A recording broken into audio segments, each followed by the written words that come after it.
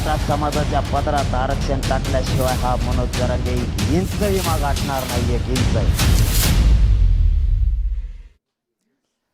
नमस्कार, मी विलास बडे. न्यूज 18 लोकमतच्या या विशेष कार्यक्रमात आपल्या सगळ्यांचं स्वागत. मंडळी, गेल्या काही दिवसात महाराष्ट्राचं राजकारण, महाराष्ट्राचं समाजकारण ज्या माणसानं पूर्णपणे ढवळून काढलं, असे जरांगे पाटील आज न्यूज 18 लोकमतच्या कार्यालयात आलेले आहेत.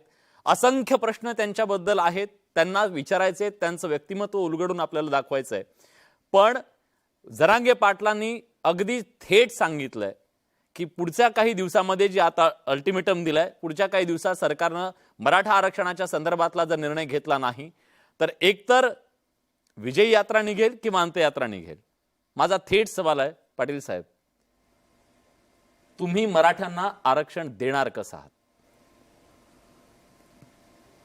मी आरक्षण देणारा नाही, परंतु माझा मराठा समाज आणि आम्ही सगळेजण मिळून आरक्षण घेणार आहे. कोणचं आरक्षण? तर आम्ही सगळेच महाराष्ट्रातला मराठा समाज हा कुणबी म्हणून ओळखला जातो. व्यवसायावर आधारित जाती निर्माण झाल्यात, त्यानुसार विदर्भातल्या आमच्या अर्ध्या भावांना कुणबी प्रमाणपत्र आहेत व्यवसायावर आधारित. मग आमचा सुद्धा व्यवसाय शेती असल्याकारणाने आम्हाला ओबीसी प्रवर्गातूनच 50% आतमध्ये महाराष्ट्रातल्या मराठा समाजाला सरसकट कुणबी प्रमाणपत्र पाहिजेत आणि हे आम्हाला मिळतंय आणि ते आम्ही मिळवणार आहेत. आजपर्यंत खरं तर मागणी होती मराठा म्हणून आम्हाला आरक्षण हवंय, पण जरांगे पाटलांनी ही नवी मागणी कशी आणली की आम्हाला ओबीसीमधून आरक्षण हवंय. यामुळे महाराष्ट्रात जे सगळा पेच निर्माण होणार आहे त्याच्याबद्दल तुमचं काय म्हणणं आहे? कारण ओबीसीमधून आरक्षण द्यायचं म्हणजे त्याचा अर्थ काय होतो? तर त्याचा अर्थ असा आहे की तुम्ही ओबीसी मागताय, मग मराठा म्हणून तुम्हाला आरक्षण मिळणार नाही. नाही, ही वेगळी मागणी नाही केली मी, ही पूर्वीपासूनच मागणी आहे. कारण मराठा हा यांचा व्यवसाय, मूळ व्यवसाय शेती आहे. त्यामुळे अर्ध्या भावांना जर आमच्या आरक्षण असेल कुणबीमधून तर आम्हाला का नाही? आणि बाकीच्यांना जे तुम्ही बोललात की धक्का लागणार आहे, ते लागत नाही त्यांना. कसा? कारण पूर्वीपासूनच आम्ही त्या आरक्षणात आहेत. मोजताना 60% ओबीसी वर्ग आहे असं राज्यात मोजलं जातं. त्या 60%तच 60% जे म्हणलं जातं, ओबीसी नेते म्हणतात की आम्ही 60%, 60 ते येत आम्ही 34 आहेत, 94 झाले. एससी एसटी 20% आहेत. मग तर 150% लोकसंख्या व्हायला लागली राज्याची. हे कसं गणित लावलंय त्यांनी? याचा अर्थ असा आहे की आम्ही मूळ ओबीसी आरक्षणातच पूर्वीपासून आहे, फक्त आम्हाला दिलं गेलं नाही. बरं, तुम्ही एक मागणी केली कालच्या सभेमध्ये, ओबीसीमधून आम्हाला द्यायचं असेल आरक्षण तर आम्हाला त्याच्याबद्दलचा प्रवर्ग तयार करावा असं तुम्ही म्हणताय. हा प्रवर्ग जर दिला तर तुम्हाला किती टक्के आरक्षण येईल? मराठा समाजाची लोकसंख्या तुम्ही सांगताय त्याप्रमाणे महाराष्ट्रात 5 कोटी आहे, 4 कोटी किती असेल ते. जर त्या प्रमाणात मराठा समाजाला आरक्षण द्यायचं झालं तर मराठा समाजाला वेगळा प्रवर्ग करून किती टक्के आरक्षण द्यावं लागेल? आम्ही ओबीसीतून वेगळा प्रवर्ग असं म्हणलेलं नाही. सरकार एक दिवस बोललं होतं की तुम्हाला जर वेगळं आरक्षण दिलं चालेल का? तर मी म्हणलं हो, पण त्यांनी पण ऐकला नव्हता. बरं, मी सांगितलं 50%च्या वर आम्ही घेणार नाहीत, आणि त्यांचा नेमका तो डाव असण्याची शक्यता होती की मी हो म्हणलो म्हणजे त्यांना वाटलं आता हे गुतलं आपल्या जाळ्यात. 50%च्या आत तुम्ही दिलं तरी चालतंय.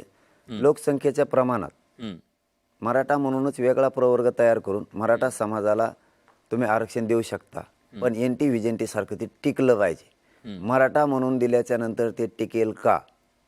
जर नाही टिकलं तर मग पुढं काय? त्यामुळं तुम्ही आम्हाला सरसकट कुणबी जात प्रमाणपत्रच महाराष्ट्रातल्या मराठा समाजाला द्या, यावर पुन्हा आम्ही ठाम झालो.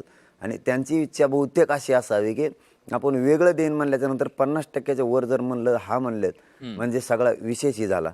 मी तिथं नाही बोललेलो आहे, कारण माझा समाजाला जे अपेक्षित आहे तेच मी बोलणार.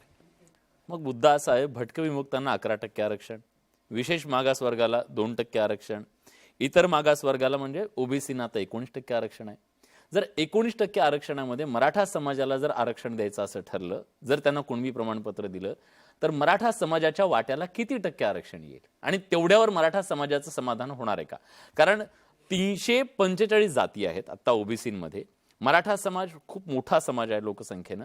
जर मराठा समाज हा ओबीसीमध्ये आला, 19% आला, तर मराठा समाजाला किती टक्के आरक्षण हवंय? सगळं मिळून 32. 19 नाही म्हणता येणार, कारण फक्त वेगळा प्रवर्ग केलाय. मग बाकीच्या त्यांचा वेगळा प्रवर्ग आहे ना. बाकीच्याचा वेगळा प्रवर्ग केलाय, कुणबीचा वेगळा प्रवर्ग नाही करता येणार. कुणबी म्हणून त्यातच घ्यायला लागेल. त्याचं कारण असं की मग कुणबी आणि हे सगळे एकच 19 आहेत, मध्ये, एकच 19 मध्ये. आहेत, एकच आहेत दादा. फक्त झालंय असं, मोजलं नाही आम्हाला त्याच्यामध्ये. आम्ही आता असं मोजलं नाही. उदाहरणार्थ काही ओबीसी नेत्यांचं म्हणणं आहे, मराठा समाज जर ओबीसी आरक्षणात आला तर खाली शिल्लक काहीच राहणार नाही. ते हे समजून सांगायला तयार नाहीत. मराठा समाज ओबीसीत आल्याच्या नंतर ओबीसी आरक्षणाला धक्का सुद्धा लागणार नाहीत, हे सामान्य ओबीसीनं ते सांगायला तयार. कसं सांगा मला. 19% जर मराठा समाज आला ते सांग तर जे 19% 345 जाती आहेत त्या जातींचं काय? ते सांगतो मग तुम्हाला. सामान्य ओबीसी बांधव आणि आम्ही गाव लेवलवर एकत्र आहेत आत्ताही. बरोबर. लग्नात, कार्यात, सुखात, दुःखात आम्ही एकमेकासोबत आहेत. त्यांचे 4-5 नेते वर आहेत, ते आमचे 4-5 आहेत. आमचे काय धडाचे नाहीत, हे आमचं फक्त जुळून देत नाहीत. पण आम्ही ग्राउंड लेवलवर एक आहेत. त्यांना वाटतं गोरगरीब मराठ्यांना आरक्षण मिळालं पाहिजे. फक्त जे वरचे नेते ते ओबीसी बांधवांना नीट समजून सांगत नाहीत, मराठा आत आल्यावर कसा धक्का लागणार नाही ते मी सांगतो. ओबीसी बांधवांना आम्ही आत येण्यासाठी ओबीसी नेते सांगतायत 5 कोटी मराठा समाज जर आरक्षणात आला आपलं काय राहत नाही. ते हे समजून सांगत नाहीत की 5 कोटी मराठा आरक्षणात येणार नाही. किती येईल? पूर्वीच विदर्भातला सगळा मराठा समाज हा ओबीसी मध्ये गेला. खानदेशचा सगळा मराठा ओबीसी मध्ये गेला. नाशिकचा महसूल पट्टा शेवगावपासून इंदापूर पर्यंत सगळा ओबीसी आरक्षणात गेला, सगळाची सगळा. आणि कोकणचा काही भाग म्हणजे पठारचा भाग असणारा सगळा आरक्षणात गेलाय. राहिलंय कोण खाली? तुम्ही असं का त्यांना समजून सांगत नाहीत? उर्वरित थोडासा महाराष्ट्र आणि फक्त मराठवाडा राहिलाय. 70% मराठे आत गेलेत आरक्षणात. तुम्ही उगा भीती दाखवताय त्या गोरगरीब ओबीसी बांधवांना. 5 कोटी आले आत की आपल्याला काही राहणार नाही, आणि मग त्या बांधवाचं काहीच चुकत नाही. त्यांना वाटतं 5 कोटी जर आत आले तर काहीच राहत नाही. खरं हे त्यांना समजूनच कोणी सांगत नाही की 70% मराठा आत गेला, आम्ही 30% तुमचं काय केलंय. याचा अर्थ आम्ही तिथंच आहेत. बर. आम्ही त्याच्यामध्येच आहेत, फक्त मोजलं नाही. यांनी दाखवताना असं दाखवलं की एक दरवाजा आहे पण आत 2 रूम आहेत, एक मोकळीची. हे दाखची सांगते दोन्ही भरल्यात. भरली नाही, तुम्ही दरवाजा उघडा आम्हाला बघू द्या, आत मोकळीची. तुम्ही का आतून कडी उघडायला तयार नाही त्याची. राणे समितीचा अहवाल आला. राणे समितीनं सांगितलं, त्याच्यानंतर सरकारनं सुद्धा फडणवीस सरकारनं आरक्षण दिलं, 12% पुढचं आरक्षण दिलं. लोकसंख्येच्या प्रमाणात आपल्याला हे आरक्षण द्यावं लागतं. जर आता ही लोकसंख्याच मोजली नाहीये तर मराठा समाजाला तुमची ठोस मागणी असेल ना की आम्हाला एवढे टक्के पाहिजे, आम्ही ओबीसी मध्ये येतोय तर आम्हाला एवढं पाहिजे. जर आता वेगवेगळे प्रवर्ग केलेले आहेत, वेगवेगळ्या प्रवर्गाला NT1, NT2, NT3, NTD असे जे वेगवेगळे प्रवर्ग आहेत त्यांना ठरवून दिलेलं आरक्षण आहे. तसं मराठा समाजाचा एखादा कुणबी प्रवर्ग करून दिलं तर किती टक्के आरक्षण तुम्हाला हवंय? नाही नाही, त्याच्यात टक्केवारी पाडायची गरजच नाही आणि वेगळा प्रवर्ग कुणबीची करायचं नाही. आम्ही आहोत तिथं, फक्त आम्हाला एक शासन निर्णय करायचा आहे की मराठा आणि कुणबी एकच आहे. जसं की 2004चा 1 जून 2004चा जी आहे, मराठा आणि कुणबी एकच असल्याचा आहे. तो कायदा पारित करताना आधार घेतल्याशिवाय केलेला नाही. तो फक्त नवीन सुधारित शासन निर्णय करायचा आहे 2023 मधला की मराठ्यांना कुणबी प्रमाणपत्र द्या, म्हणजे त्याच टक्केवारीत आम्ही आहेत. जी कुणबींची टक्केवारी त्यातच आम्ही आहेत, फक्त आम्हाला मोजायलाच दादा कोणी तयार नाही, त्याच्यात धरलंच जात नाही आम्हाला. ते म्हणते तुम्ही वेगळे आहेत. वेगळा प्रवर्ग टिकत नाही ना. राणे साहेबांची समिती झाली, गायकवाड साहेबांनी 12-13% मराठा समाजाला मागासिद्ध केलंय, शैक्षणिक आणि सामाजिक. तेही टिकत नाही, ते 50%च वर जाते. ऑलरेडी आम्ही इथं आहेत ना. उदाहरणार्थ आमचं एखाद्या एकर जमीन मुंबईमध्ये तुम्ही आम्हाला पुण्याला बघायला लावली, तिकडंच हिंडत होतो आम्ही. 2-4 पिढे झाले आम्ही ऑलरेडी इथं आहेत. तिकडं काय हिंडायला लावताय आम्हाला विनाकारण? आम्ही इथंच आहेत. फक्त ते आमचं जुळून द्या ना. इकडं नका येऊ, आमच्यात नका येऊ. मग जातो कुठं? पश्चिम महाराष्ट्रातले नेते असं म्हणतात की तुम्ही जेव्हा ही मागणी करताय तेव्हा तुम्ही आम्हाला विश्वासातच घेत नाहीये. आम्हाला कुणबी म्हणून नकोय, आम्हाला मराठा म्हणून आरक्षण हवंय. तुम्ही मराठवाड्यातल्या नेत्यांसाठी लढता असाही आरोप केला जातो. मराठवाड्यातले करतो मी सरसकट महाराष्ट्राला मागतोय, मराठवाडा कुठं आला? त्यांचं असं म्हणणं आहे. नाही ते काही सांगतात उगाच त्यांचं कुठं डोका लावत बसायचं आपण. समाज महाराष्ट्रातला एकत्र नसता तर तिथं करोडात आला नसता. आमची एक सवय दादा, 500 आलेत आम्ही 500च म्हणतो, शेकडो म्हणतो त्याला. 1000 आलेत 1000 म्हणतो, लाख आलेत लाख म्हणतो. कोटीतच आलेत. 20 किलोमीटरवर माणसाला उभा राहायला जागा नव्हती. बघितलं काय ते राज्यातले लोक गोरगरीब येडे नाहीत. फक्त त्या प्रश्नाचं उत्तर मी साधं देईन. मी कोणाला टार्गेट नाही करू शकणार, कारण माझा तो धंदा नाही टीका करायची म्हणून. आमचा सगळं ध्येय आरक्षणावर आहे. त्यामुळे एकच सल्ला आहे, सल्ला म्हणण्यापेक्षा एक मुलगा म्हणून सांगतो, ज्यांना घ्यायचं ते घ्या, ज्यांना घ्यायचं नाही ते घेऊ नका. त्याच्यात जोर जबरदस्ती नाही आहे. जे गोरगरिबांचे मराठ्यांच्या पोरं त्यांचं कल्याण होईल. तुमची टॅगलाईन होती गरजवंतांचा हो, त्यांना लागेल त्यांना घेतील. तुम्हाला जर कधी वाटलं 4-2 वर्षांनी गुपचिप काढायचं तर घ्यावं काढून, सध्या नाही काढायचं तर नाही काढावं, पण गोरगरिबांच्या आडवं पडून वाटलं नाही व्हावं या मताचा मी. खरं तर ही दृश्य सगळी बोलकी आहेत, महाराष्ट्रानं बघितली. भीती कदाचित अशीच पण असेल, हे सगळे जर ओबीसीमध्ये आले तर आपलं राजकीय आरक्षणाचं काय होईल? कारण आज ओबीसींना राजकीय आरक्षण आहे म्हणून छोट्या गावात, एखाद्या छोट्या गावात समजा छोट्या जातीचे 4 जरी घरं असतील तरी त्याचा ग्रामपंचायत सदस्य होऊ शकतो, त्याचा सरपंच होऊ शकतो, पंचायत समिती सदस्य, जिल्हा परिषद, हे स्थानिक स्वराज्य संस्थांमध्ये त्यांना आरक्षण आहे म्हणून ते निवडून जाऊ शकतात. तर मराठा समाज ओबीसीमध्ये आला तर छोट्या जातींच्या राजकीय आरक्षणाचं काय? तसं सांगावं ना मग त्यांनी. तसं असं ते विरोध करायला नाही पाहिजे. मग त्यांनी ते सांगावं ना, ही प्रॉब्लेम आहे, तोडगा काढून असं काय. अनेक प्रॉब्लेम पैकी हा आपण बोलतच नाहीत ना, नुसतं आत येऊ नका म्हणजे खालचं घ्या ना वरचं घ्या, कोणचं घेतो कोणचं द्या ना, खालचं द्या ना वरचं द्या ना. तुम्ही बोला ना मग तसं. थांबा, मी विचारला तुम्हाला प्रश्न, तुम्ही सांगा आता काय नाही नाही नाही ह्या राजकीय आरक्षणाचं, ओबीसीच्या राजकीय आरक्षणाचं काय? जर मराठा समाज मध्ये आला, मराठा समाजाची मी आकडेवारी तुम्हाला सांगतो. ही आकडेवारी अशी आहे, 1962 ते 2004 या कालावधीत 2430 आमदार झाले. 55% म्हणजे 1336 आमदार हे मराठा समाजाचे, 54% शिक्षण संस्था मराठा समाजाच्या, त्याचबरोबर विद्यापीठाच्या व्यवस्थापनात 60 ते 75% प्रतिनिधित्व मराठा समाजाकडे, राज्यातील 105 साखर कारखान्यांपैकी 86 साखर कारखाने मराठा समाजाकडे, 71.4 सहकारी संस्थांवर मराठा समाजाचं वर्चस्व, 75 ते 90% जमीन मराठा समाजाच्या व्यक्तींकडे. एक सगळी सत्ता आणि आर्थिक सत्ता कुठंतरी श्रीमंतांकडे एकवटली, ही गरीब मराठ्यांची सगळ्यात मोठी अडचण आहे का? त्यांच्यामुळे आमच्या अंगावरचे कपडे फाडले जातात. बहुत आम्हाला कपडे फाटू सर लढायची वेळ त्यांच्यामुळे. ते जर एकत्र आले ना 2च घंट्यात आरक्षण मिळेल आम्हाला. आम्हाला गोरगरीब मराठ्यांना इतके उन्हातानात असं बसायची गरज नाही, एवढा लढा द्यायची गरज नाही. त्यांच्या तर मुळं आम्हाला एवढा त्रास आहे. ते जर एकत्र आले तर आमच्या गोरगरीब मराठ्यांच्या लेकरांचं आत्ता कल्याण होत आहे, वेळसुद्धा लागत नाही.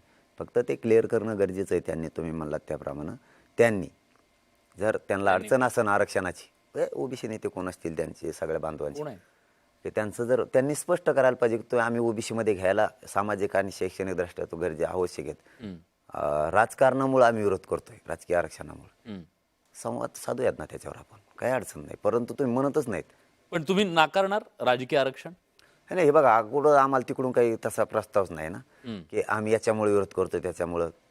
नुसतं आकस व्यक्त करायचा आहे, राग व्यक्त करायचा आहे, द्वेष व्यक्त करायचा आहे म्हणून आरक्षणात येऊ नका असं म्हणून नाही चालणार ना. त्यांनी त्यांच्या ताटातलं जाणार आहे ना, त्यांना भीती त्या गोष्टीची. नाही राहतच नाही. ते म्हणतात मराठा समाजाला आरक्षण द्या, आमचा विरोध नाही, मराठा समाजाला आरक्षण दिलं पाहिजे, ओबीसी मधून नको, ही मागणी. आम्ही ओबीसीतच आहे दादा, तेच समजून घ्या ना. ते ग्राउंड लेवलच्या ओबीसी बांधवांना सगळ्यांना वाटतं ही जी गर्दी आहे ना, याच्यामध्ये ओबीसी बांधव सुद्धा आहेत. हे पाणी वाटायला सुद्धा तिथं होते, धनगर बांधव होते, मुस्लिम होते, दलित बांधव सुद्धा होते. आमच्या सोबत नसते, आम्हाला हजारो निवेदन दिलेत आंतरवालीत. त्यांनी सोबत नसते तर त्यांनी विहिरीतून पाणी काढलं नसतं बाहेर पाणी पाजण्यासाठी लोकांना. कारण आमची लाईट बंद केलेली होती त्यावेळेस. आम्ही लोकांना मोटरी सुरू करून सुद्धा पाणी पाजू शकलो नाहीत. मग त्यावेळेस यांनीच पाणी पाजले. विरोध असता तर हे काम केलं नसतं. मी प्रामाणिक सांगतोय, मी का राजकीय नाही माणूस. टीका अशी सुद्धा केली जाते तुमच्या विरोधकांकडून, तुम्ही वावरताना मराठा आहात, आरक्षण मागताना कुणबी आहात. तुम्ही, मी त्यांचं नाव घेणार नाही, त्यांच्याबद्दल बोलायला नको, त्यांनी तुमच्यापर्यंत पोहोचलं असेल. त्यांनी थेट टीका केलेली आहे की तुम्ही जेव्हा सभेत बोलता तेव्हा मराठा म्हणून बोलता, मागणी करता तेव्हा कुणबी म्हणून करता, मग तुम्ही आहात कोण? आम्हाला 2 अंग आहेत. एक, आमचा मूळ व्यवसाय शेती असल्यामुळे आम्ही शेती कसतो, देशाला धान्य सुद्धा देतो. आणि आम्ही क्षत्रिय मराठे सुद्धा आहेत. आम्ही अन्याय झाल्यावर लढतो सुद्धा, कारण शेती कसणारे पण आम्ही आहेत आणि क्षत्रिय मराठे म्हणून लढणारे सुद्धा आम्हीच आहेत. त्यामुळं व्यवसायानुसार जर आरक्षण बाकीला दिलं जाते असा जर ओबीसी प्रवर्ग सांगत असत तर मग आमचा मूळ व्यवसाय शेती आहे. आम्ही दोन्ही बाजूनं, आमच्या नाण्याच्या 2 बाजू असल्यासारख्या लढणारे पण आम्हीच आहेत अन्यायाविरोधात, आणि शेती कसणारे पण आम्हीच. आर्थिकदृष्ट्या मागास असलेल्या लोकांसाठी केंद्र सरकारनं 10% आरक्षण ईडब्ल्यूएसचं दिलं का? तर ज्या उच्चवर्णीय जाती आहेत त्या जाती सुद्धा गरीब आहेत आणि त्यांना सुद्धा आरक्षण मिळालं पाहिजे, त्यांच्यावर अन्याय नको म्हणून ईडब्ल्यूएसचं 10% आरक्षण दिलं. मराठा समाजाला ते आरक्षण आपलं का वाटत नाही? त्यात बसतच नाहीत आम्ही. का त्याचे काय काय मी ते इतकं खोल नाही शिरलो. दुसऱ्या दिवशी आलो तुमच्याकडे, आणखीन एकदा येणारच आहे मी, त्या टायमाला सांगन. पण त्याच्यामध्ये मराठा समाज बसतच नाही. एवढंच घर पाहिजे, इतकं जमीन पाहिजे, असं काहीतरी आहे त्याचं. उत्पन्नाची मर्यादा आहे. हा, ते उगलं पुढे येईल बरं दांडगं दिसतंय ते. त्यामुळं त्यामुळे ते मराठा समाजाने एकदा मागितले. तुम्ही नाही मागितलेलं देता आम्हाला, आम्ही जे मागत नाही ते देत नाहीत, आणि तिसरंच देता आमच्या उघड डोक्यावर. आम्ही इटा मागतो तुम्ही गोटे ठेवायला लागले बरं, आमच्या. तुम्ही मागितलं आणि तुम्हाला आता प्रमाणपत्र दिलं आणि उद्या कोर्टामध्ये काही जण लोक जातील आणि टिकलं नाही, मग काय करणार? ओबीसी मधून चॅलेंज होऊ शकत नाही. तुम्हाला मागास मानायला तयार आयोग जे काही आले आतापर्यंत, ज्या आयोगाने सांगितलं मागास, सुप्रीम कोर्ट मान्यच करायला तयार नाही ना. ते मागास सिद्ध करून आरक्षण दिलेलंच नाही, व्यवसायानुसार दिलेलं आहे. कारण 1967ला जे आरक्षण दिलं त्याला काय निकष लावलेत? काहीच नाही.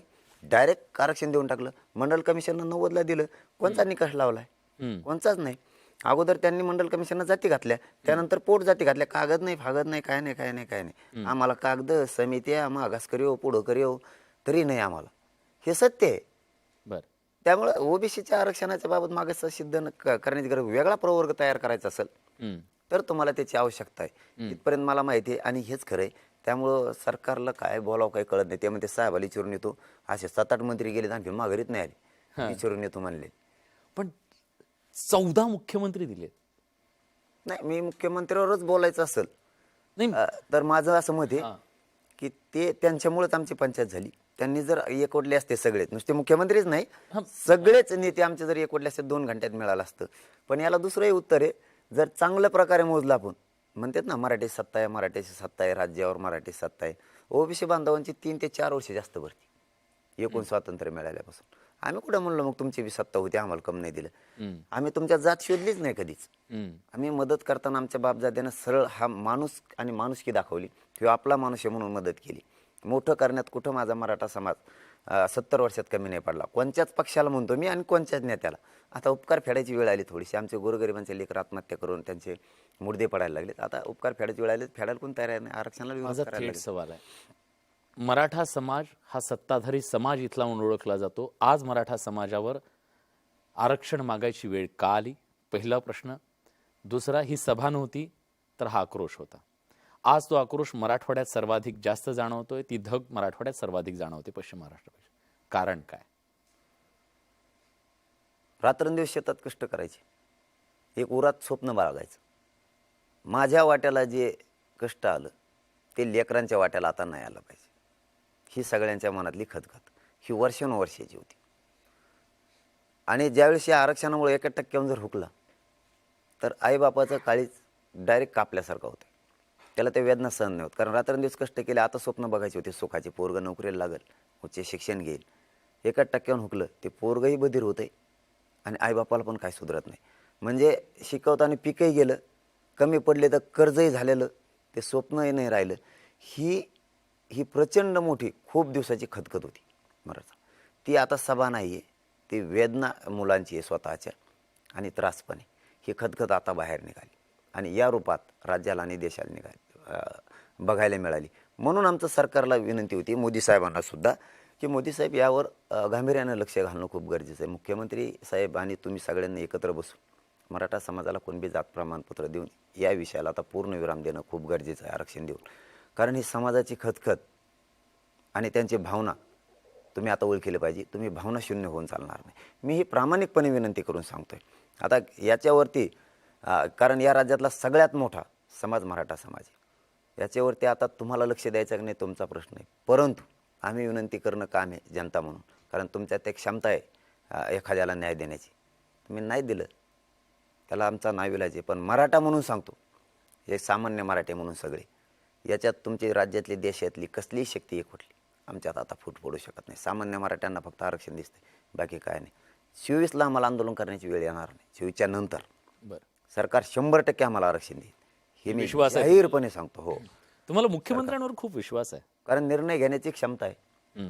आणि या शब्दाला त्यांनी मराठा समाजाच्या मनामनात आहे की शिंदे साहेबच मराठा समाजाला आरक्षण देऊ शकते, निर्णय घेण्याची क्षमता आहे. म्हणून त्यांनी आता या शब्दाला खरं भरलं पाहिजे.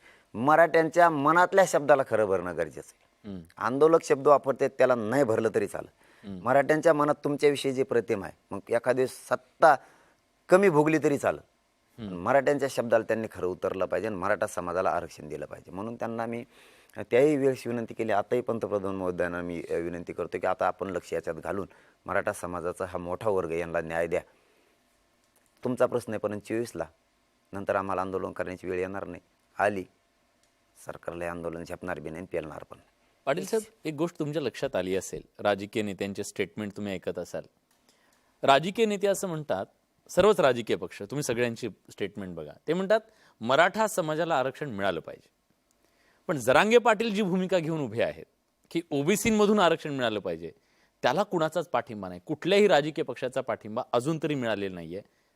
त्यांना ओबीसींची नाराजी नको आहे, प्रत्येकाला ओबीसींची मतं हवी आहेत, ओबीसींची नाराजी नको आहे म्हणून कुणीही तुमच्या मागणीला पाठिंबा देत नाहीये का? आणि तुम्ही सगळ्यांना पेचात पाडले का?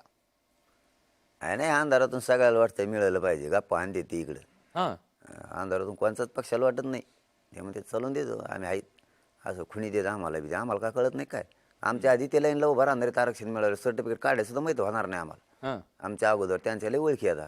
आमचं काढू सर ओशिरलो तर त्यांच्या घरात प्रमाणपत्र जाणारे ते उगं गप्पा मारते ते सगळे सोबत आहेत. आणि जर त्यांना राहायचं नसतं, मुंबईत ठराव कशाला केला सत्ताधाऱ्यासह सगळ्या पक्षांनी? आम्ही 4 दिवसाचा वेळ दिला होता. सगळ्या पक्षांनी बैठक घेऊन सांगितलं, तुमच्या मागणीप्रमाणे तुम्हाला जर आरक्षण द्यायचं असलं टिकणार, तुम्ही सरकारला 1 महिन्याचा वेळ द्यावा. कशाला ठराव केला मग? समिती कशाला गठीत केली? याचं उत्तरच त्यांच्याजवळ आहे. भुजबळांवर तुमचा एवढा राग काय? नाही, राग नाही. मी बार सांगतो, मागंही सांगितलं, पाठीमागच्या वेळेस त्यांनी एकदा सांगितलं होतं 8-10 दिवसापूर्वी, माझा मराठा आरक्षणाला विरोध नाही. आपण त्या 6 दिवसात त्यांना एक शब्दही बोललो नाही. मराठा आरक्षणाला विरोध केला मी सोडित नाही, मग ते कुणी असो. कारण मी माझ्या समाजाचा होणारा त्रास आणि वेदना बघू शकत नाही. तुम्ही विरोध काय का म्हणतात करता? बघूया एकदा. त्यांच्या व्यक्ती म्हणून आमचा त्यांना विरोध नाही. छगन भुजबळ साहेब या नावाला विरोध, त्यांच्या विचाराला विरोध. त्यांनी मराठा आरक्षणाला विरोध करू नये आम्ही काही म्हणत नाही, कारण त्यांचं आमचं काही क्षेत्रत्व नाही. ठीक आहे, तुम्ही भुजबळांबद्दल एक स्टेटमेंट केलं होतं, एक ते स्टेटमेंट ऐकूया. काल म्हणताय 7 कोटी रुपये म्हणलं खर्च आला. अरे का वावर घेतलं की अडपटा आम्ही? हे 100 एकर विकत नाही घेतलं, ते सभेसाठी घेतलंय भाड्याने. यातल्या शेतकऱ्याने फुकट दिलं येऊन विचार. तो म्हणतो लोक 10 रुपये देत नाही. तुला देत नसते, आणि तुला का देत नसते ते सांगतो. ज्या गोरगरीब मराठ्यानं तुला मोठं केलं, त्यांचाच रक्त पिऊन तू पैसा कमवला, म्हणून तू आधी धाड पडली. गोरगरीब जनतेचे पैसे खाल्ले आणि 2 वर्ष बेसन खाऊन आला आतून.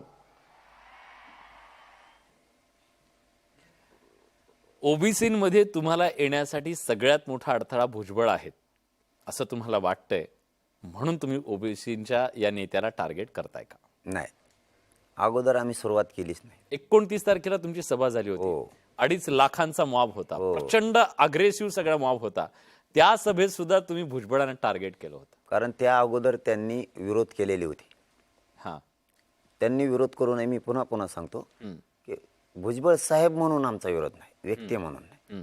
त्यांचा विचार जो आहे ना, सगळ्या मराठ्यांनी 5 का होईना ते म्हणतात मराठ्यांनी नाही केलं, पण 5 का होईना मराठ्यांनी मदत केली असेल. एकदा उपकाराची फेड करत असतील. मी जर तुमच्या आता स्टुडिओला आलो, तुम्ही मला चहा पाजलाय, माझ्या तिकडे आलो मी पाजला पाहिजे, कारण तुम्ही मला आपलं मानलंय. माझ्या गावात आल्यावर मी तुम्हाला आपलं मानलं पाहिजे. म्हणजे मी तुम्हाला मानतच नाही याचा अर्थ असा होतो ना. आम्ही तर मानलं तुम्हाला त्यावेळेस मराठा समाजानं. उपकाराची परतफेड करायची वेळेला तुम्ही म्हणता आत येऊ नका, वरचं घ्या खालचं घ्या. कोणचं द्या? आता खालचं द्या ना, तर वरचं द्या ना. तर लावलेत आमचे पोरं मारायची वेळ आली. आता किती त्रास झाला, आता सुद्धा 8-9 बलिदान गेले. पहिले 45-46 गेले. किती बळी घेणार आहेत तुम्ही आमचे? आम्ही काय केलं तुमचं? असं आमचं हक्काचं असून तुम्ही जर आम्हाला देणार नसाल तर तुम्ही विरोध का करता? तुम्ही विरोध करू नका, ही मत आहे. आमच्या भुजबळ साहेब नावाला विरोध नाही, व्यक्तीला नाही, त्या विचाराला विरोध आहे. ते राहणार याच्यासाठी त्यांनी बोलणं बंद करावं. त्यांचं आमचं शत्रुत्व नाही आहे. उद्यापासून बोलायचं बंद. त्यांनी मराठा आरक्षणाला विरोध करायचा नाही. त्यांनीच नाही, कुणीच नाही. जो करीन त्याला सुट्टीच नाही. सुट्टी नाही. माझे सहकारी पण तुम्हाला प्रश्न विचारतात. मराठा क्रांती मोर्चा मुंबईच्या रस्त्यावरून निघाला होता. अगदी शांततेने तो मोर्चा निघाल्याचं आपण बघितलं होतं. लाखोंचा मॉब होता आणि त्याबद्दल फार मोठं नवल व्यक्त केलं. ते आत्तापर्यंत गरजवंत मराठ्यांचा लढा. तुमच्या बोलण्यातनं असं वारंवार जाणवतंय की या संघर्षात पश्चिम महाराष्ट्र, विदर्भ, मराठवाडा अशी मराठ्यांची या संघर्षाला घेऊन वेगवेगळ्या विचारांची काही वर्गवारी निर्माण झाली आहे का? यापूर्वी या संघर्षाला चेहरा नव्हता, पण आता मनोज जरांगे पाटील या नावाने हा एक चेहरा आहे. हे यापूर्वी संघर्ष केलेल्या नेत्यांना ते खपत नाहीये का, असं तुम्हाला वाटतं का? आणि काहीच खपत नाही, आतून त्यांना लय वाटतंय. पण हे तेवढंच सत्य आहे की मराठा समाज एकवटला. नेतृत्व म्हणून मी कधीच मान्य करणार नाही, मी त्यांचा मुलगा आहे, कारण मी आईबाप मानलंय समाजाला. न्याय मिळतोय, मिळणार आहे हे त्यांना आतून माहिती. ते कशाच्या कारणाने मीडियात बोलतात हे मला कळलं नाही आणखीन, कारण ते मला डाव येत नाहीत बघा.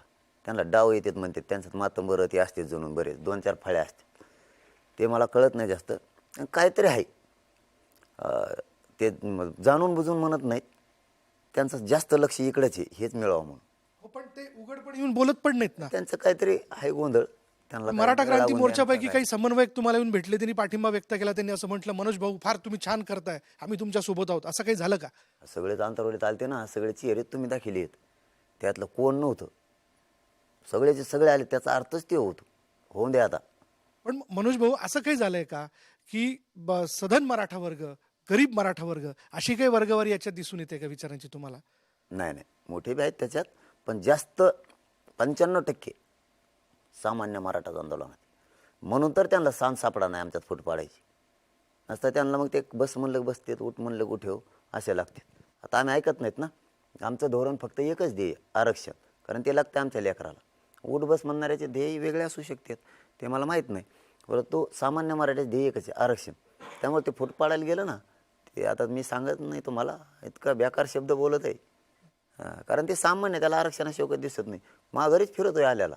पण नाही, खूप महत्वाचं एक आहे की गेल्या काही दशकामध्ये अशी परिस्थिती निर्माण झाली की आज मराठा समाजाचे जे काही प्रश्न निर्माण झाले आहेत, जी अस्वस्थता आहे मराठा समाजाच्या तरुणांच्या मनात, त्याचं उत्तर एकमेव आरक्षण आहे. हो, आरक्षणाचे सगळे प्रश्न सुटणार आहेत?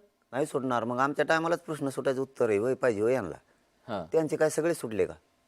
जे त्यांचं होईन ते आमचं होईन ना, द्या. हम्म. आम्ही काय कायदा सोडून बोलत नाही, फक्त भाषात बदल आहे. मराठवाड्याची भाषा आहे, हम्म. त्या भाषेत बदलली, पण कायदा धरून चालले ना. हम्म. आता मला शुद्ध येत नाही, त्याला मी काय करू? काय गरज आहे? मग ते त्यांना कळत नाही ना, त्याला आम्ही काय करावं? तुम्ही आम्हाला द्या ना, आमच्या टायमालाच बरं तुमचं येत आहे की मग त्याचा फायदा होणार नाही बाबा, म्हणजे आम्हाला कन्फ्यूज करायचं. आरक्षण जर दिलं तर खरंच सगळे प्रश्न सुटते का? नको सुटून देऊ आमचे. हम्म. उगा काही शोधून आणते ते, काय डोकं लावते त्यांचा ही भरोसाच नाही. वस्तुस्थिती आहे की आता सरकारी नोकऱ्याच राहिलेल्या नाहीयेत, सरकारी नोकऱ्याच राहिलेल्या नाहीयेत. दुसऱ्या बाजूला ती सुद्धा लढाई लढावी लागेल ना आपल्याला. त्यांचं होईन ते आमचं होईन ना. हा. आमचं हेच म्हणणं आहे सरकारला. आमच्या टायमाला लगेच आम्हाला कन्फ्यूज करायचं, आरक्षण प्रश्न सुटणार नाहीत, नोकऱ्या आता त्या खाजगी झाल्यात, हो दे ना, त्यांचं जे होईन ते आमचं होईन, द्या आम्हाला, आमचं आहे ते दे, आमचं घर आहे ना ते. पण नाही, माझा प्रश्न थोडा वेगळा आहे की केवळ आरक्षणाने हे सगळं सुटणार नाही, तर वेगळ्या सुद्धा गोष्टी ह्या मराठा समाजाच्या तरुणांच्या विकासासाठी, त्यांच्या मनातल्या अस्वस्थतेवर आणखी काही उपाय शोधावे लागतील का?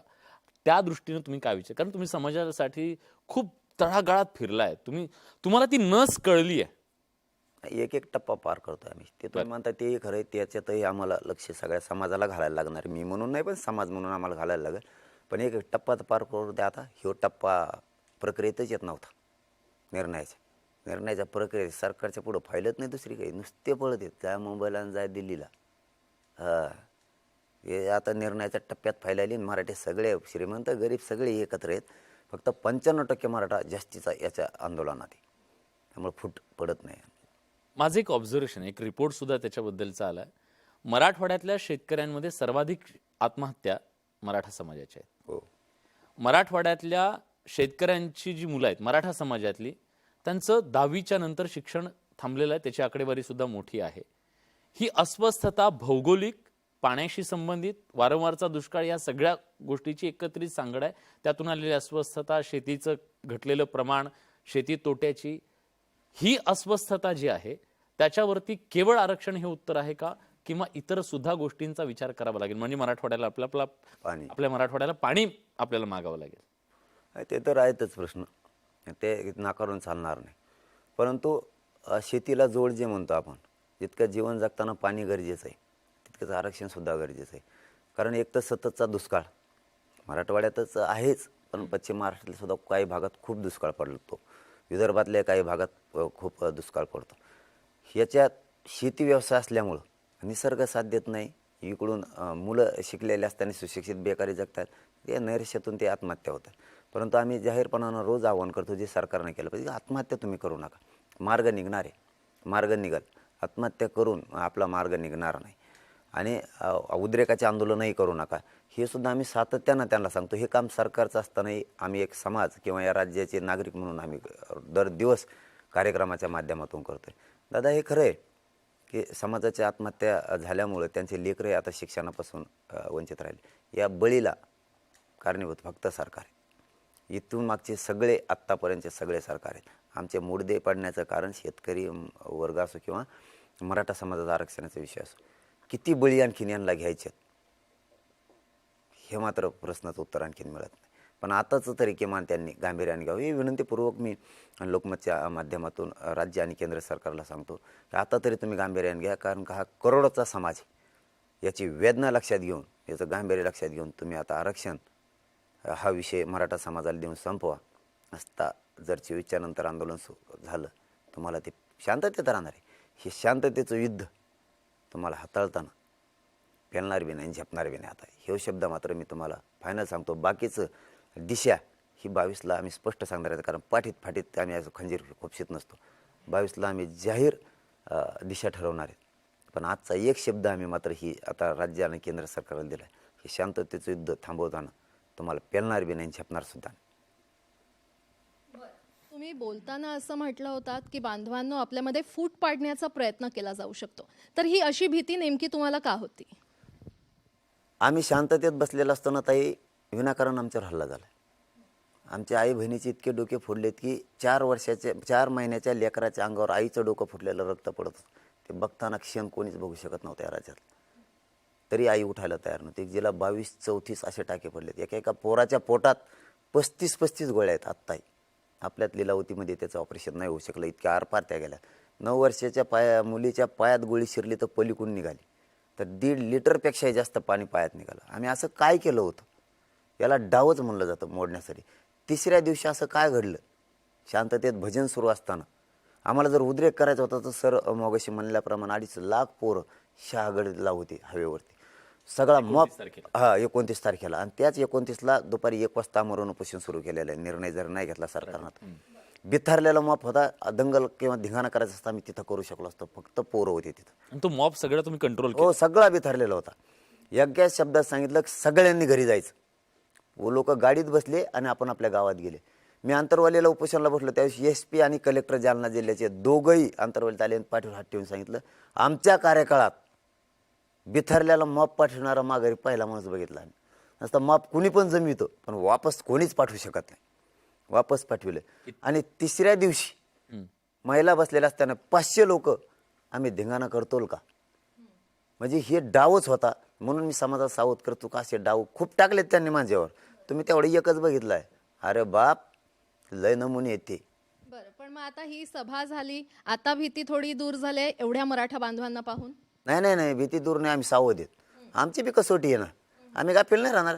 छत्रपती शिवाजी महाराजांचे मावळे कधीच गाफील राहत नव्हते, म्हणून तर या जगावरचा अन्याय मिटू शकलेत. आणि त्याच पृथ्वीतलावर पुन्हा एकदा करोडोनं मराठा समाज जमलाय अंतरवालीत.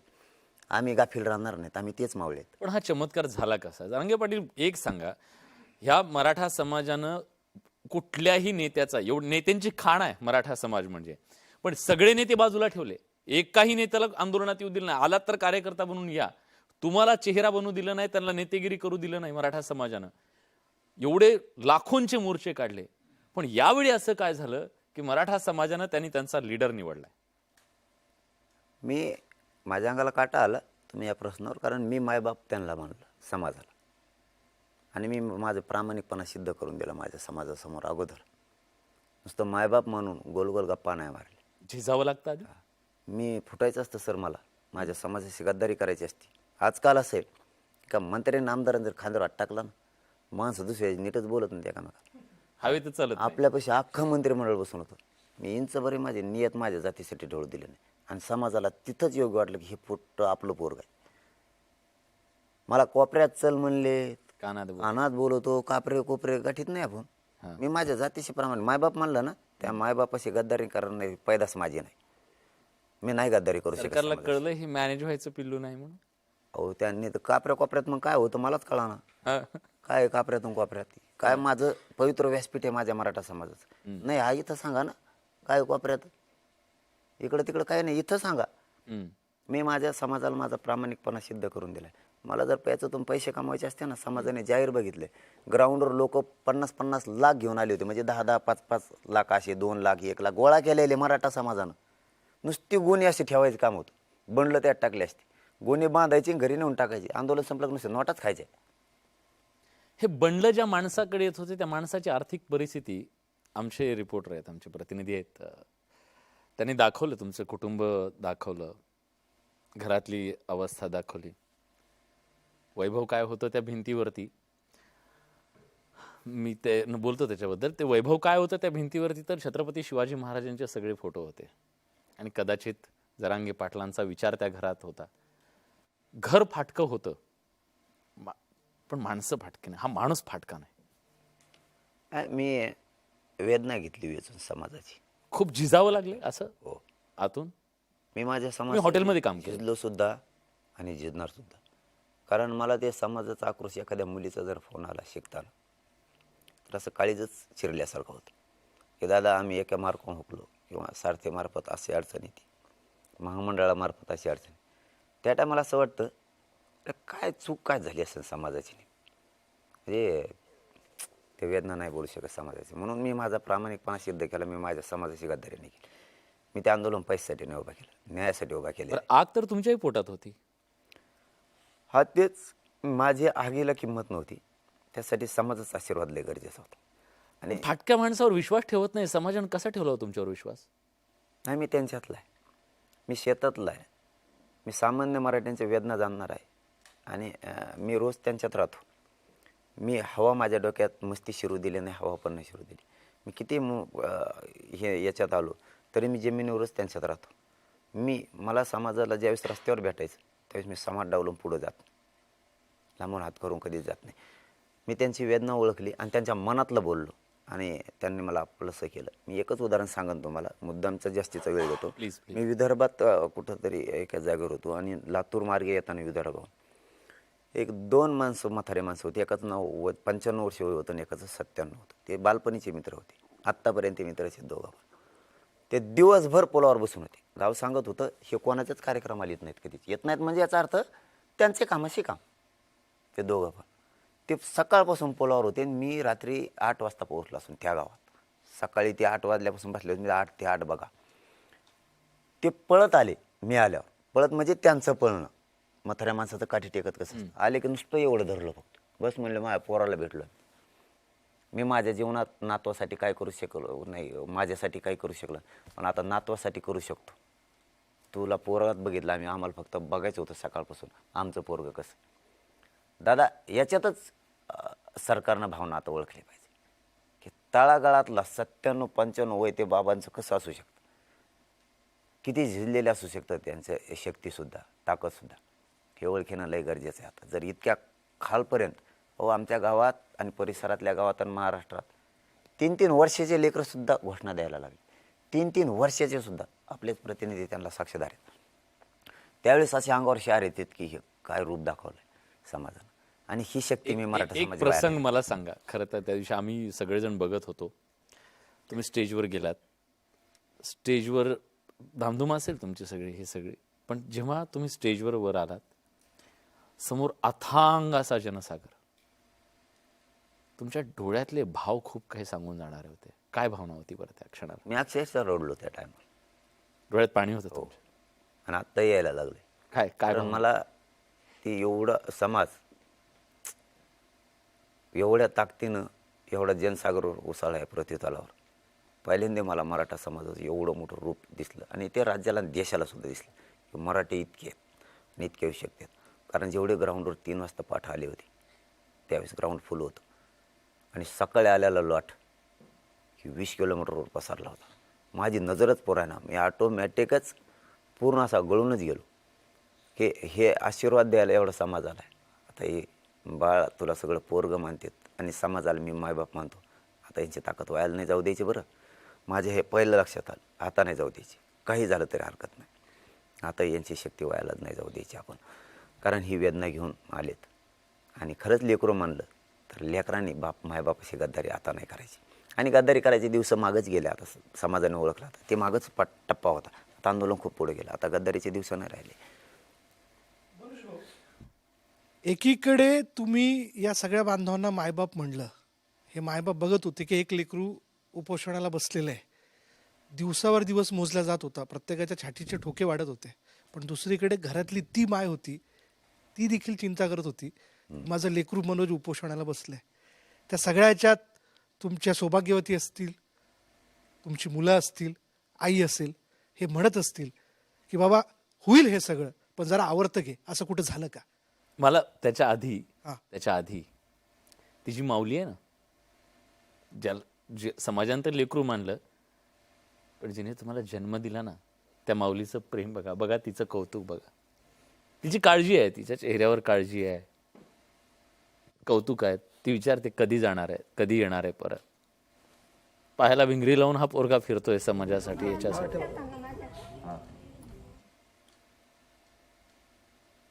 काय म्हणते ही माऊली जेव्हा बघते, डोळ्यात पाणी आहे तुमच्या. मी समजू शकतो की ह्या कुठल्या परिस्थितीतून तुम्ही गेलाय. नाही, मी समाजालाच मायबाप मानलेलं आहे. मी त्यातलं एक उदाहरण सुद्धा सांगतो तुम्हाला. व्यासपीठावर माझं कुटुंब बसलं होतं आत्ता.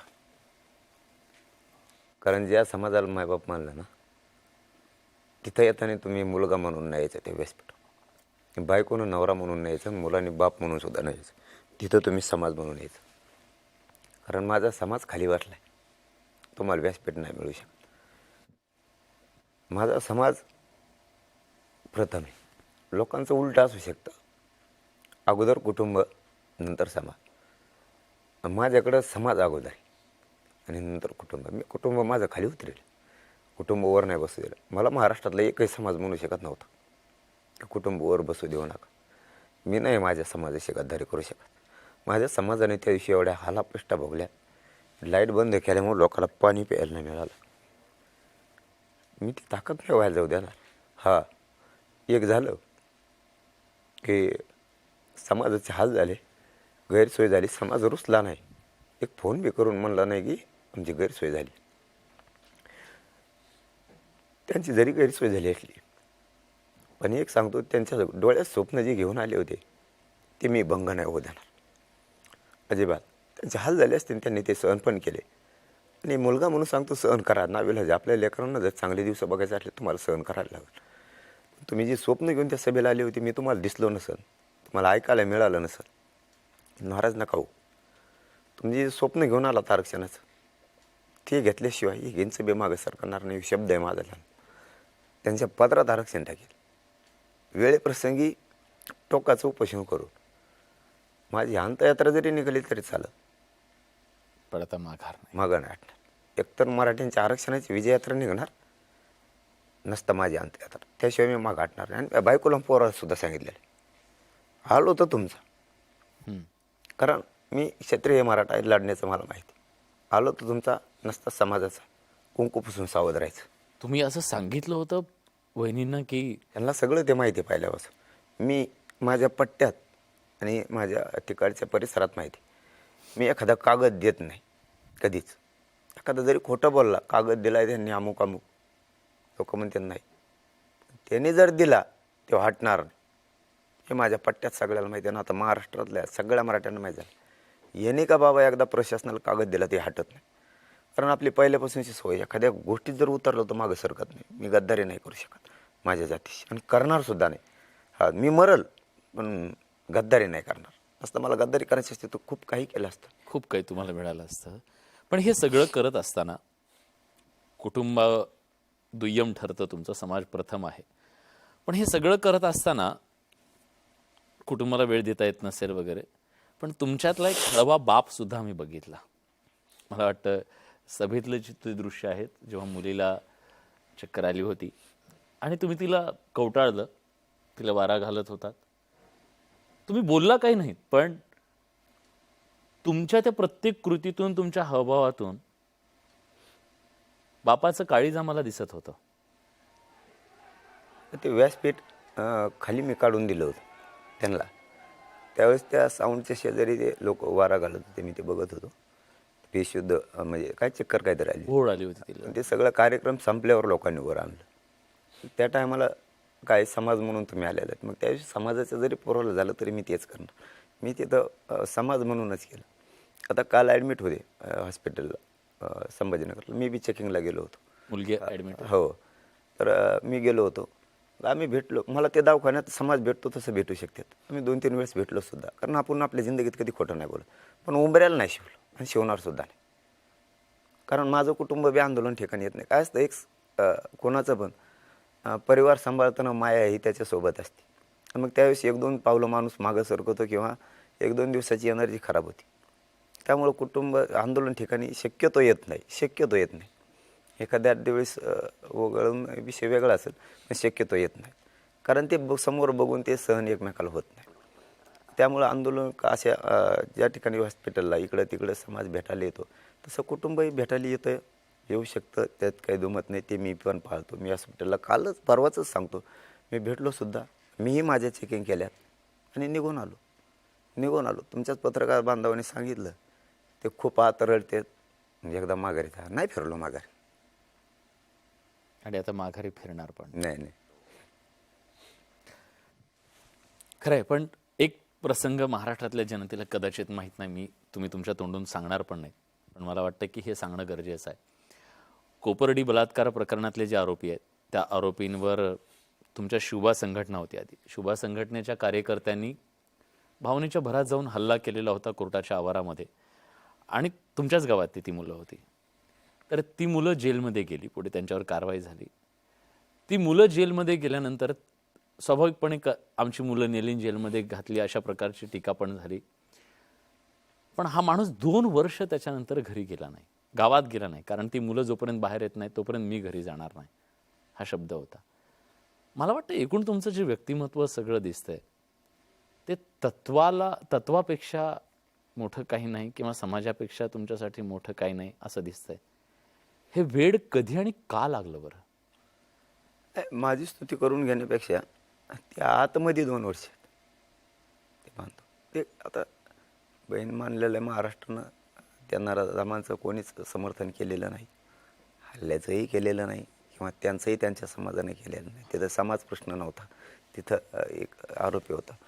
मी 2 वर्ष राहिलो. अहो, ते मध्ये राहिलेत 2 वर्ष. मी बाहेर राहिलो म्हणून काय त्याच्यात. मी माझी स्तुती त्यावेळेसही करून नाही घेतली. त्यांचं पण श्रेय खूप मोठं आहे. ते आतमध्ये 2 वर्ष, मी तरी बाहेर होतो. हे एवढं खरं आहे की मी घराला नाही शिवलं त्यावेळेस. त्यांना ते बाहेर आले, त्याच वेळेस हे आले, आम्ही सोबतच आलो सगळे. परंतु त्यांनासुद्धा आत खूप वेदना झाल्यात. त्यांच्यासुद्धा वेदनाची कदर करायला लागेल. असं नाही होणार की मी बाहेर 2 वर्ष राहिलो म्हणजेच मीच लई. त्यांनासुद्धा आत खूप वेदना झाल्या, आणि त्याची जाणीव त्या पोरांनासुद्धा आहे. म्हणून सगळे सोबत येतात आजपर्यंत. माझ्यात पैशात कुणीच मला कधीच बघितलेलं नाही.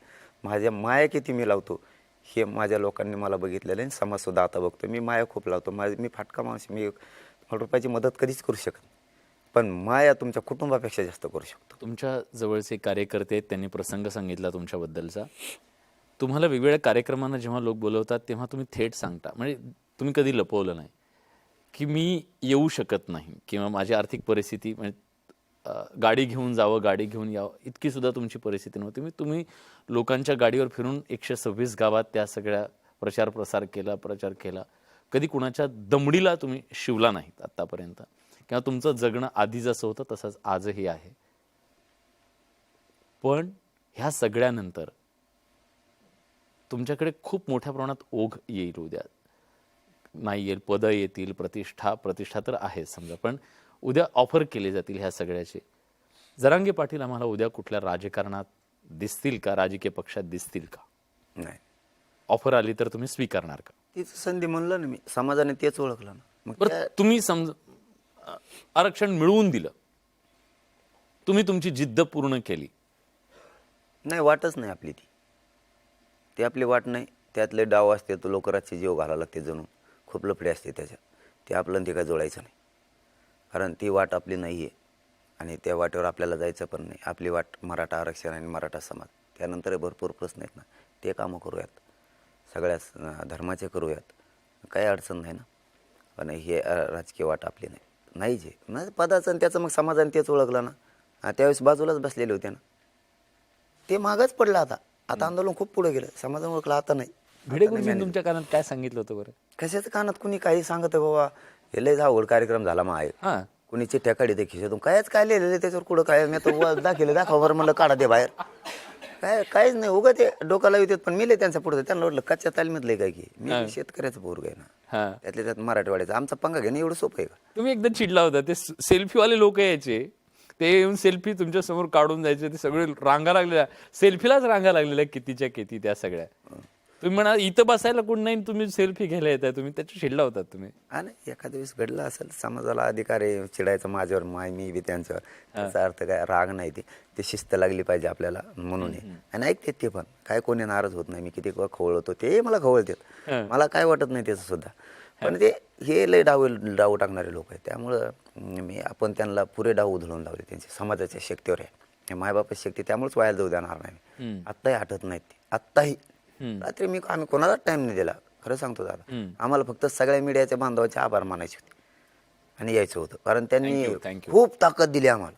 नाही आमच्या अन्याय तुमचं काम आहे, तुम्ही एवढं समाजासाठी केलेलं आहे जे कुणाला शक्य झालं नाही ते तुम्ही करून दाखवलंय.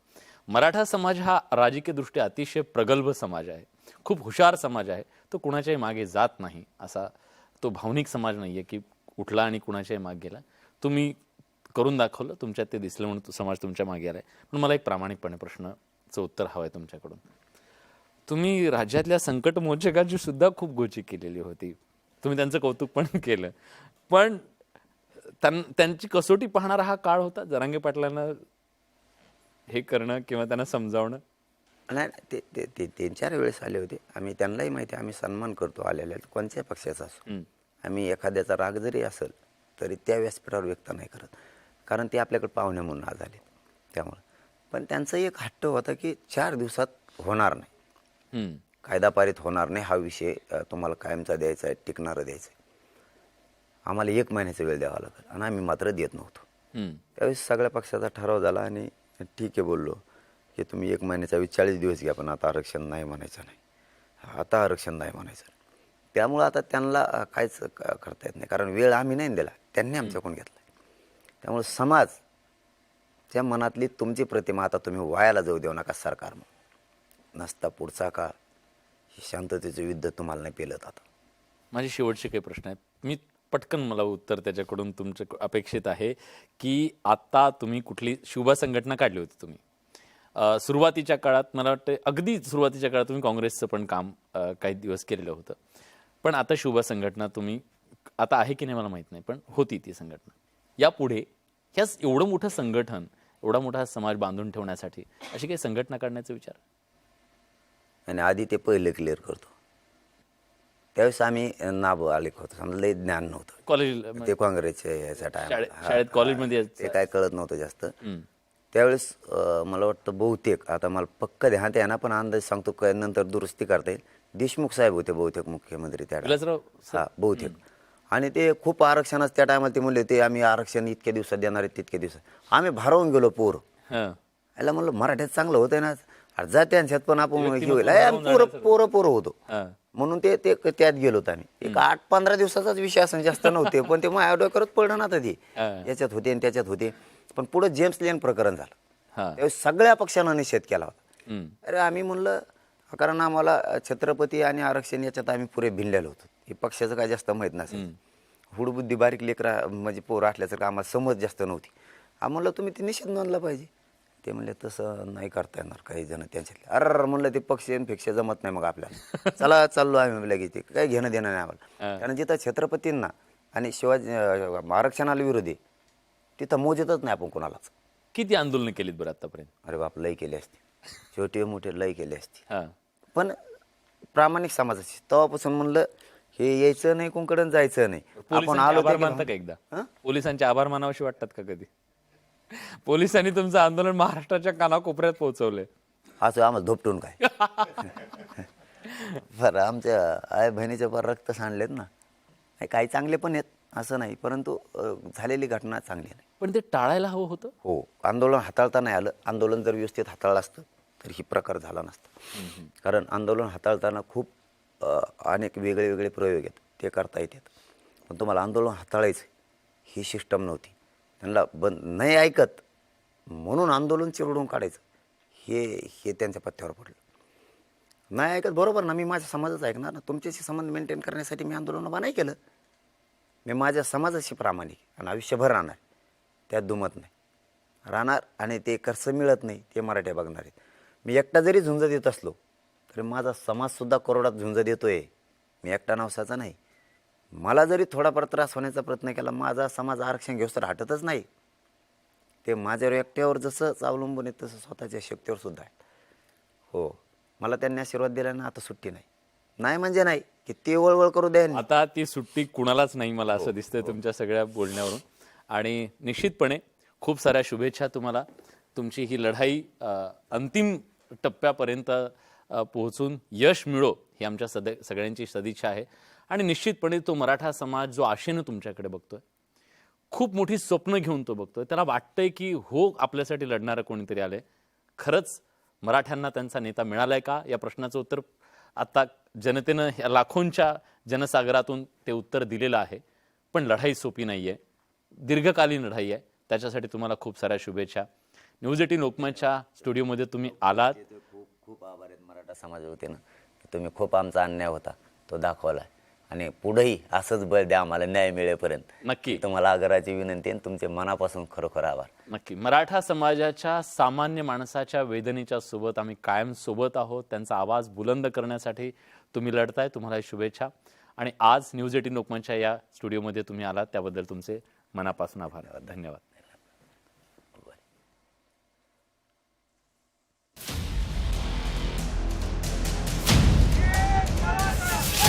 मराठा समाजाच्या पदरात आरक्षण टाकल्याशिवाय हा मनोज जरांगे इंचही माग हटणार नाही, एक इंच.